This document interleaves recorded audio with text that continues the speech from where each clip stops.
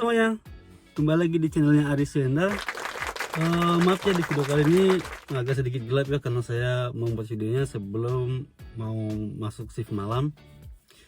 Jadi di video kali ini saya ingin sharing atau berbagi bagaimana caranya agar teman-teman bisa mencari ranking tanpa harus membolongin resident card. Nah, yang jadi pertanyaan adalah apakah ranking bisa dicairkan tanpa harus membolongi resident card? Jawabannya tentu saja bisa. Nah, jadi caranya sangat mudah. Jika teman-teman berniat untuk mencarikan ranking, bisa ya, tanpa harus membolongi resident card yang kita punya.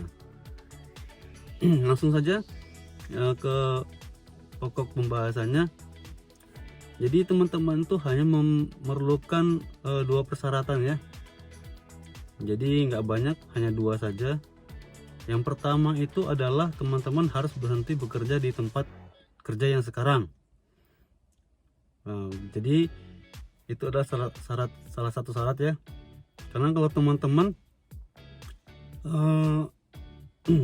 masih berstatus karyawan atau masih berstatus bekerja, maka ranking tidak bisa diurus. Kemudian yang kedua itu adalah teman-teman harus memutuskan alamat tempat tinggal teman yang sekarang. Nah, jadi itu juga salah satu syarat yang penting. Jadi teman-teman tidak bisa mengurus ranking apabila alamat teman-teman belum diputus ya. Jadi caranya bagaimana? Teman-teman tinggal datang ke Kyakusho atau ke Shiyakusho dan minta kepada mereka untuk memutuskan alamat. Nah, di sini nih poinnya nih. Jadi jika teman-teman mengajukan permohonan untuk memutuskan alamat, biasanya pihak Kyakusho atau Shiyakusho itu menanyakan kepada kita, kira-kira kita akan kembali lagi nggak dalam 1 tahun ini, gitu kan? Jika kita mengatakan iya, maka mereka menyarankan bahwasannya lebih baik alamatnya jangan diputus, gitu. Terus kalau misalnya kita jawab tidak, besar kemungkinan dia akan memberikan tanda ya. Ini mungkin ya, saya juga nggak tahu. Mereka akan memberikan tanda di resident card kita. Jadi ketika nanti kita pulang, kemungkinan besar akan dibolongin. Nah, lantas sebaiknya kita harus menjawab apa kepada mereka? Nah, jadi saran saya jawabnya gini aja. Saya belum tahu nih kapan mau kembali lagi ke Jepang, tapi untuk sementara saya ingin memutuskan alamat dulu. Nah, itu dia jawabannya, ya kan? Jadi saya tidak menyarankan jawaban di luar jawaban ini ya. Oke, jadi hanya dua syaratnya yang harus teman-teman penuhi ya untuk bisa mencarikan ranking tanpa harus membolongi resident card. Nah, kalau misalnya dua syaratnya sudah terpenuhi, teman-teman tinggal melanjutkan ke proses kepengurusan ranking. Nah, untuk mengurus ranking ini ada dua cara. Yang pertama, teman-teman bisa mengurus ranking sendiri ya, bisa mengurus mandiri ya. Jadi ketika nanti teman-teman itu berhenti bekerja dari tempat yang lama, mereka akan memberikan formulir untuk pengurusan ranking. Teman-teman tinggal isi formulirnya, kemudian dilengkapin. Nah, lalu yang kedua, cara yang kedua adalah teman-teman bisa menggunakan jasa pihak ketiga ya. Saya nggak menyebut merek, tapi pasti tahulah teman-teman ya, jasa pihak ketiga. Kita tinggal mengisi formulir yang mereka berikan, ntar mereka deh urusannya gitu.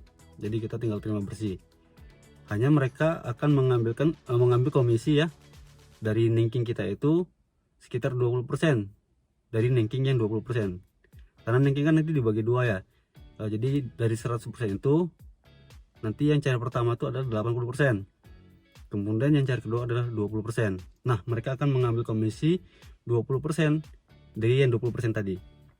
Jadi seperti itu. Nah, kemudian setelah itu apa-apa aja sih yang diperlukan? Ya sudah pasti ya, formulir pengurusan ranking, ya kan. Kemudian sudah pasti juga buku rankingnya yang asli. Nah, nanti yang aslinya akan dikirim ya ke kantor ranking di Jepang ya. Kemudian yang ketiga adalah tanda persetujuan atau tanda bahwasanya pihak bank yang menerima uang tadi mengetahui, yaitu dengan memberikan cap stempel kepada surat yang akan dikirim ke kantor ranking Jepang. Nah, jadi saran saya kalau misalnya teman-teman mau minta stempel dari bank, maka mintalah dari rekening. Misalnya gini, teman-teman punya rekening, buka rekening di Jakarta misalnya, sementara teman-teman berdomisili di Jawa Barat atau di mana gitu ya. Nah, teman-teman harus minta stempel dari rekening yang teman-teman buka tadi, misalnya di Jakarta ya di Jakarta gitu. Seandainya tidak ada atau mungkin jauh harus ke Jakarta, maka teman-teman sebaiknya buka rekening baru. Nah, nanti minta stempel dari mereka. Kemudian untuk bank apa-apa saja saya rasa semua bank bisa ya.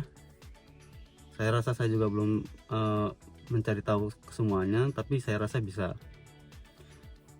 Nah, kemudian selanjutnya adalah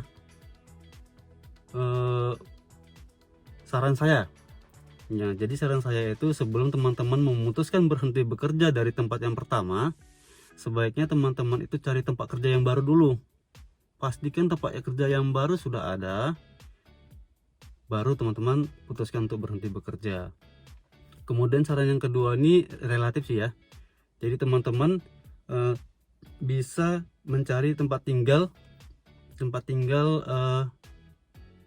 yang baru ya. Tapi setelah teman-teman pindah, jangan datang ke Kuyakusu dulu sampai teman-teman balik ke Jepang lagi gitu. Nah, cuman di sini dia ada kerugian ya, karena misalnya teman-teman sebulan harus pulang ya, pulang sebulan, tapi teman-teman harus bayar rumah itu sebulan gitu. Jadi agak rugi walaupun nggak kita tinggali, tapi tetap harus kita bayar ya sewa rumahnya. Atau teman-teman bisa cari rumah setelah teman-teman kembali ke Jepang. Misalnya teman-teman kerja bulan 9 ya kan, kemudian teman-teman berhenti kerja di bulan 7, teman-teman mungkin bisa balik ke Jepang lebih cepat, misalnya bulan 8 ya, bulan 8 pertengahan untuk mencari rumah tadi. Sementara mencari rumah, teman-teman bisa tinggal di rumah teman-teman, di rumahnya temannya teman kan gitu kan, di rumah temannya teman-teman. Nah itu ya, jadi begitu ya. Nah, dan yang terakhir adalah jangan lupa buku nengkingnya di fotokopi ya. Jangan lupa buku nengkingnya di fotokopi, sebab nanti ketika teman-teman bekerja di tempat yang baru, mereka akan minta tuh buku nengkingnya. Tapi kan buku nengkingnya lagi di kantor nengking. Nah itu dia, fotokopinya juga nggak apa-apa gitu, karena yang mereka minta juga nanti kan fotokopinya kan. Jadi nggak masalah, karena kan buku nengking itu biasanya jiku kangri ya. Jadi kita serahkan fotokopinya aja juga nggak masalah. Kalau misalnya teman-teman bisa, jangan bilang kalau ngurus nengking ya, kasih aja fotokopinya, udah selesai. Nah terus nanti kalau misalnya sudah balik ke Jepang gimana? Nah kan tadi kita nih nyerahkan fotokopi buku nengking ya, yang kita urus tadi ya. Nanti ketika kita kembali bekerja, maka kita akan membayar nengking sesuai dengan buku nengking yang lama gitu, nomornya, jadi nggak berubah gitu. Jadi nanti teman-teman misalnya balik nih ngurus sampai bulan 7 ya, tadi kan pulang bulan 6 ya, bulan 7 ya, maka teman-teman kan ngurus bulan 7 nih, terus bulan 9 nya mulai bekerja ya kan. Tapi kan statusnya teman-teman ini kan nggak memutuskan nggak membolongi resident card ya. Jadi yang bulan 8 tuh nanti ketika teman-teman sudah kembali bekerja, maka akan ada tagihan yang datang ke rumah agar membayar tagihan yang di bulan 8 gitu. Jadi nengking itu tetap berjalan terus gitu. Dari yang bulan 8 ini kan, yang bulan 7 kan udah diurus ya, yang dari bulan 8 ini yang akan dibayar.